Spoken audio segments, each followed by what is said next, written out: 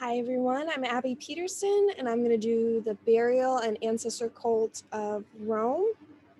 My internet's being a little wonky, so bear with me. All right, so first I'm going to talk about an overview of what I'm going to be discussing with you guys today. So first I'm going to be talking about death, and then burial sacrifices, festivals in honor of the dead, and then just ancestors in general and what Romans thought of them. All right, so how Romans perceive death. So Romans perceived death as like very dirty and like unclean, and it was unclean in both a cultural standpoint and a religious one. And then there were the thoughts that souls could have an influence on family and friends' lives, for good or for bad. And then there was the conviction of the afterlife that kind of determined the nature of a cremation or a burial. So like the more someone was convinced that there was an afterlife, kind of the bigger the festivities of a cremation or a burial. But no matter how much conviction there was, they must ensure that when the soul was freed, it was satisfied. All right, so now I'm going to be talking more about the pollution and the unclean aspect of death. So the contamination lasted like the duration of the mourning period, which was typically 9 days. And the pollution or like the dirtiness could only be ended by means of like specific purification processes. Like a priest would have to come in and do a certain ceremony. Water was involved. Water was seen as very pure, and we'll even talk about water more later in this presentation about how it was involved in the festivals. So the pollution of death was believed to have like a interpersonal effects on interpersonal relations. So this would bring a temporary end to the contact with the gods, because as we talk about more on this slide, those who were polluted with sacrificial offerings, people that were polluted by death could not make sacrificial offerings or legally perform certain public offices such as opening buildings. And it was very important for priests and other spiritual leaders, as well though in public office, not to be contaminated by contact with the dead. And what we mean by contact with the dead is not simply touching them. It's even along the lines of like they can't even see them. They're not supposed to enter the house. All kinds of like just no contact whatsoever. But there are exceptions to some deceased.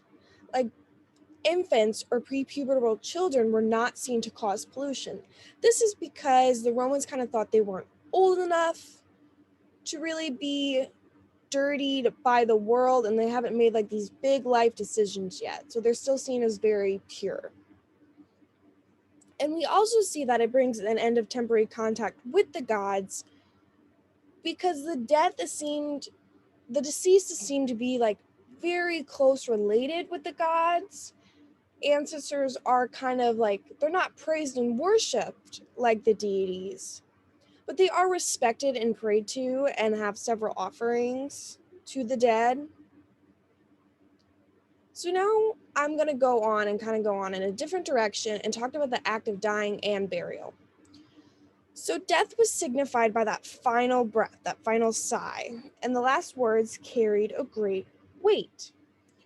It could either be good or bad, because sometimes on a deathbed, people will profess their love for someone or wish good fortune.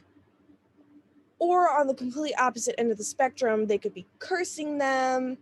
And eventually, like the Romans believed, like if they were cursed by the dying or the deceased, that they would come back and haunt them and have a negative effect on their lives.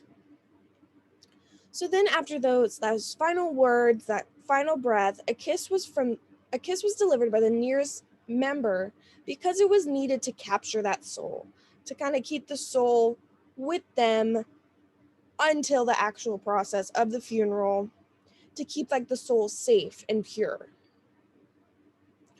So this is where we see concomitio begin, its continuous calling of the name of this deceased until the cremation or burial.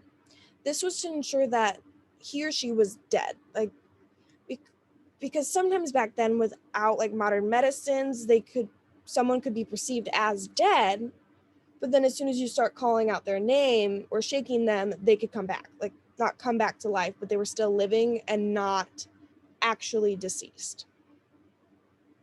So then after the conclimatio was done, the corpse would be lifted from the bed and rested on its knees for a while, and then placed on the ground to be washed and perfumed by female relatives. This was another thing to kind of like purify the corpse, give it its best chance into the afterlife.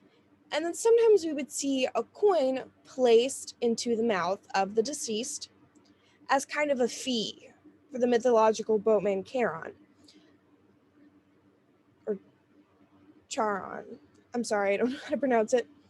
And then this was done because once they reached the underworld, they would need to pay this fee to get on the ferry to get across the underworld so they could receive their kind of judgment by the god of the underworld or the spirits to see if they would live in eternal paradise or eternal damnation. Now I'm going to get into like what they wear. So the poor would typically be wrapped in a black cloth for their burial, but the upper class and middle class would wear a white toga if they could afford it, because that's what was preferred for burial.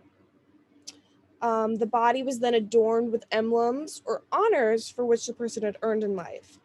You will see this more on your generals, your upper class, your state and city officials, your soldiers. Anything that you'd done to receive honor during your life was placed on you before burial. So we're going to continue with this topic a little bit. So the branches of cypress or mountain pine were driven into the ground in front of the door as a warning that there is a corpse within this house. So priests and officials that knew not to come in contact with the body stayed away from there. After this, visitors and mourners could come and offer their condolences, not only to the family and friends of the deceased, but to the deceased itself. Incense burned and special torches were lit as also kind of purifying the home, purifying the deceased and their soul. And then female mourners kind of had like a more specific outfit to wear during mourner than the males did, because the males were not really supposed to show a ton of emotion with the death and dying process of loved ones and friends. So female mourners would dress in black and wear their hair loose and sprinkle ashes within them. At the commencement of the pampa, or the funeral procession, on the second day after death, the corpse would be carried out of the house to their final resting place. And this artwork here, this sculpture, kind of just shows us the procession of a funeral and how it starts. So like here, like it's kind of a cutoff. So this is like at the house. This is like children and slaves, and because we can see they're smaller than the mourning wife, or they could be their children. They're preparing the body and getting it ready for burial. So then we see the friends and relatives that were chosen to carry the body. And in over more on the right side, we see like musicians and people playing music. That's because the upper class would have musicians play songs that they liked or they felt were like good to their lives, like very relatable to their lives, or even just songs about them and their accomplishments, all the way to their burial site and where the sacrifices were later to be done, which we'll talk about more. So cremation/sacrifice. So before cremation or burial, the living, deceased, and the gods would all share a meal. Typically, a sow would be sacrificed, and the entrails and the bones were what were sacrificed to the gods. But then the rest of the meat from the sow was cooked and dispersed among the deceased, like gravesite and the participants in the funeral and community, and they would all just share a meal as kind of like a one last like meal with the deceased, but also as an offering and prayer to the gods of please give my loved one or friend a safe descent into the underworld and into the afterlife. At this point, the dead would typically be given a robe, perfumes, food, and many more types of riches that would be cremated with them to carry on their journey to the afterlife. It's not really specific of as like, oh, they need this in the afterlife, but to continue like their journey into it. But we'll see a little contradictory in some of the readings later on as I talk about this. But this burial and the giving of the riches is like very similar to Egyptian practices. Instead of it being buried with them, it would be cremated with them, or if it was a burial, it would be buried with them at their gravesite. So this is types of like grave sites. So here on the left, this would be more for the upper class families and imperial families. It's a mausoleum where family was buried with them. There would be several urns or sarcophaguses, which is like our coffins. That's where the word comes from. But so outside of this is where like sacrifices would take place, and then they would lay them to rest in that building. Down here at the bottom, we see a tomb, which is typically only for one person and maybe their significant other. And here we wouldn't see as much urns and stuff. It'd be a sarcophagus and the riches that they want them buried with, such as the foods, the robes, the perfume. This one on the very right, though, is like the most typical we saw in Rome, which was headstones in graveyards.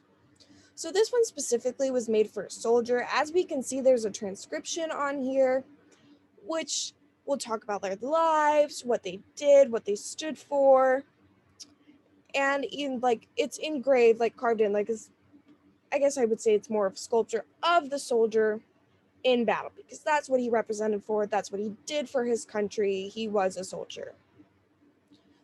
But like I said before, we typically see more tombstones and graveyards than more of the mausoleums and the tombs. So here we have some special cases. I referred to the soldier last time, and he was given a proper burial. Some soldiers were given the opportunity to be properly buried, and as much as possible they would do it. But most times it was mass graves or mass cremation, and the fellow soldiers did their best to give them a proper burial. There just wasn't room, there wasn't time, not so much room in the wars to give them a proper burial or to bring them home. So they would just stick with mass graves or cremation. But now we have an even different case. We have a member that was publicly executed or deemed unworthy for a proper burial. And they were cut up and their body was thrown into the Tiberus River. Or on other cases, the corpse was to be dragged outside of the city, like into the forest area, and left at the mercy of the gods and wildlife.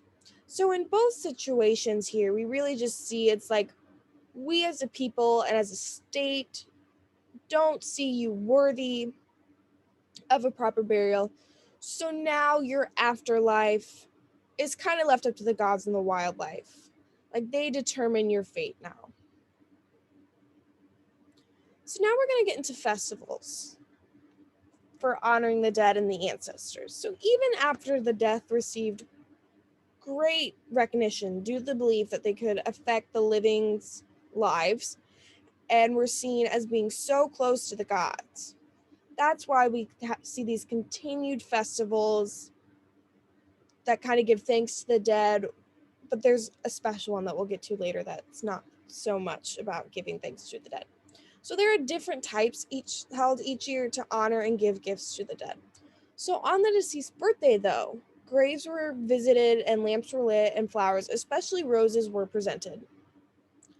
Festivals include the Festival of Roses on May 24th, Violets March 22nd, and Parentalia and Lumeria. Lumeria is a special one that we'll talk about in the next upcoming slide. But here in this art, it's depicted the Rose Festival, where they would sit and weave crowns out of roses and place them on the graves, and not only wear them themselves, to just kind of honor and give gifts to their ancestors and the deceased. All right, so now we're going to get more into Lumeria. It was held on May 9th, 11th, and 13th. During this time, spirits of the dead would wander the homes of the living. So this festival is not so much more about honoring them, it's kind of warding off the dead. Because as much as the dead and ancestors were revered, they believed it was not okay for the living and dead to interact like that. So at midnight, homeowners would get up barefoot and begin a purification of washing their hands with water, and they would throw black beans over their shoulders. It was believed that black beans would absorb the shade brought by the spirits. And shade is not like so much their soul, it's just like the negative energies or anger they brought with them. And then during the tossing of the beans, they would say 9 times, "I send these, and with them I redeem myself and my family." And then once this was completed, they did another purification process, which was done with water and the clashing of bronze. And we see the clashing of bronze because Romans believed that the bronze metal was very pure, so when they clashed it, it kind of rang out as to get rid of the spirits. And then at the end of this whole ceremony, they would demand that the spirits leave with similar words to "Ghost of my father, leave." And that would be the end of the ceremony. So now we're going to talk about the La'arian. Now, this is not involved with the ceremony the ceremony or festival we just previously talked about. This was a shrine that was in each home, and it was to honor and like for prayer to household gods and spirits that might have been aligned closely with the deceased. And like here in this picture, we just see the gods and the spirits that they want to represent. But in an actual home, it would also be filled with portraits of the dead, as these were passed down to the next generation.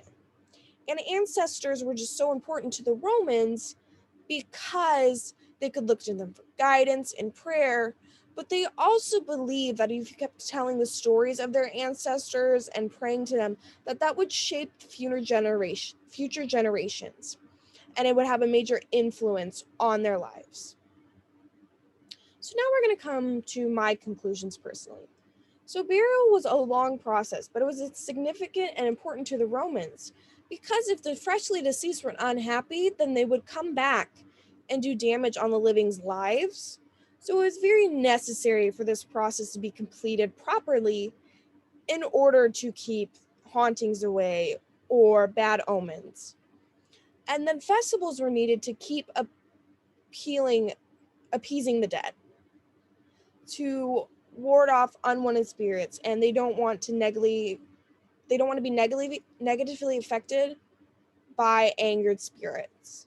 So they just kind of kept doing festivals to kind of keep them happy. And at these festivals, like flour and food, just not animal sacrifices like we see at the actual funeral, but just sacrifices of food and perfume to kind of like give gifts to them down in the afterlife to like just keep appeasing them and making them happy. All right, I know that was a lot of information. I hope it's helpful. Thank you and have a good day.